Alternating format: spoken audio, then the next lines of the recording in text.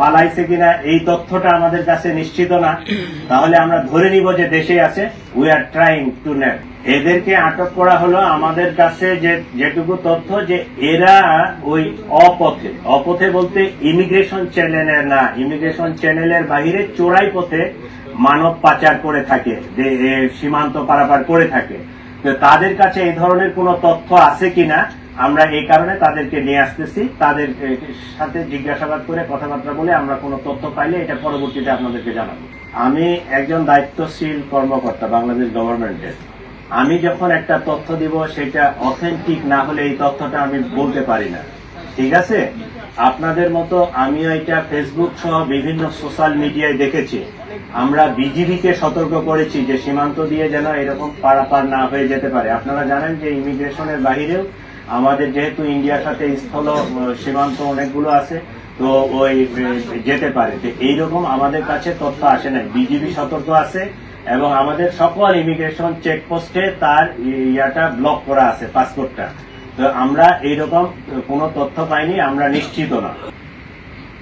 এই ছিল মোটামুটি আমাদের পক্ষ থেকে এখন পর্যন্ত এই মামলায় যে অগ্রগতি। 3 জন।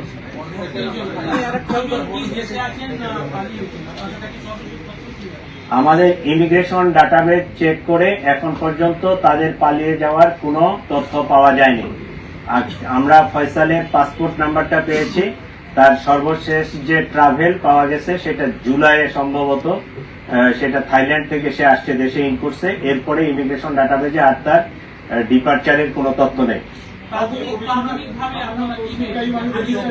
একজন করে প্রশ্ন করেন। হ্যাঁ,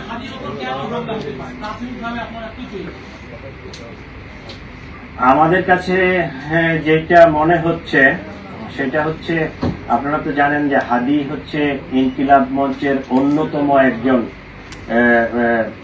সংগঠক। তো এইটার যারা রাইভাল, যারা এটাকে পছন্দ করে নাই, যারা এটার প্রতিপক্ষ, তারাই তাকে টার্গেটেড একটা কিলিং করার জন্য এই হামলাটা করেছে।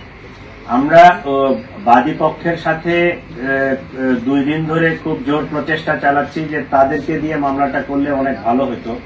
কারণ পুলিশ বাদী না হয়ে তাদের, যেহেতু তার ভাই আছে, তার নিকটাত্মীয় যারা আছে, তাদেরকে দিয়ে তারা ওই আসতে পারতেছে না, আসলে তারা রুগী নিয়ে ব্যস্ত। জিনিসটা সুন্দরভাবে জিডি করা আছে, আমরা অলরেডি এফআইআর ড্রাফটও করছি। আজকে আমরা সিদ্ধান্ত নিছি যে তারা যদি নাই আসে সেক্ষেত্রে আমরা ট্রাই করব যে এফআইআরটা নিয়ে ওই হাসপাতাল থেকে তাদেরকে সিগনেচার করে নিয়ে আসা যায় কিনা। যদি সিগনেচার তারা করে দিল, না হলে আমরা পুলিশ বাদী হয়ে মামলাটা রেকর্ড করে ফেলব।